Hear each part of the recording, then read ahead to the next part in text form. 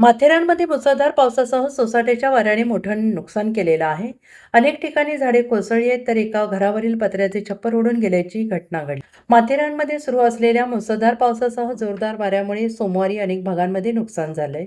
पंचशील नगर येथील संतोष शिंदे यांच्या घरावरील पत्र्याचे छप्पर वाऱ्यामुळे उडून गेले आणि याशिवाय दस्तुरी, महात्मा गांधी मुख्य रस्ता, लक्ष्मी हॉटेल परिसर आणि इतर अनेक ठिकाणी मोठी तसेच लहान झाडे कोसळण्याची काही काळ भीतीचं वातावरण निर्माण झालं आणि या घटनेची माहिती मिळताच नगर परिषदेची आपत्ती व्यवस्थापन यंत्रणा तातडीनं घटनास्थळी दाखल झाली.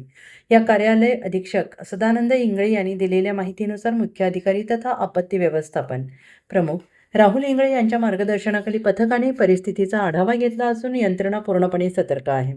दरम्यान नगराध्यक्ष चंद्रकांत चौधरी, बांधकाम विभाग सभापती गौरांग वाघेला आणि नगर परिषदेच्या अधिकाऱ्यांनी इंदिरा गांधी नगर, पंचशील नगर, पंचवटी नगर, छत्रपती शिवाजी महाराज नगर आणि वन ट्री हिल परिसरातील संवेदनशील भागांची पाहणी करत नागरिकांना आवश्यक ती मदत देण्याचे आश्वासन दिलं आहे. माथेरानमध्ये पाऊस आणि वाऱ्याचा जोर कायम असल्याने नागरिकांनी अत्यावश्यक कामाशिवाय घराबाहेर पडू नये, तसेच प्रशासनाच्या सूचनांचे पालन करावे असे आवाहन करण्यात आलं आहे. निश्चितच रायगड जिल्ह्याला अतिवृष्टी झालेली आहे, त्याचप्रमाणे माथेरानमध्येही अतिवृष्टी झालेली आहे. मागच्या 2-3 दिवसामध्ये माथेरानमध्ये अतिवृष्टी आणि वादळ वारा पाऊस या निमित्ताने खूप झाडे रस्त्यावर पडलेली आहेत, उन्मळून पडलेली आहेत. काही ठिकाणी नागरिकांच्या घरांची पत्रेसुद्धा उडून गेलेली आहेत. त्यामध्ये पंचशील नगरमधले श्री संतोष शिंदे यांच्या घराची पत्रे उडाली.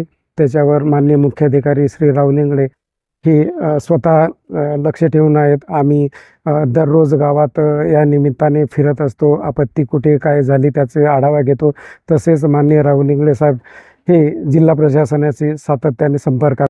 असे विशेष दुसऱ्या काही घडामोडी घडलेल्या नाहीत, तथापि आम्ही त्याच्यावर संपूर्ण लक्ष ठेवून आहोत आणि आमचा आपत्ती व्यवस्थापन कक्ष तयार ठेवला.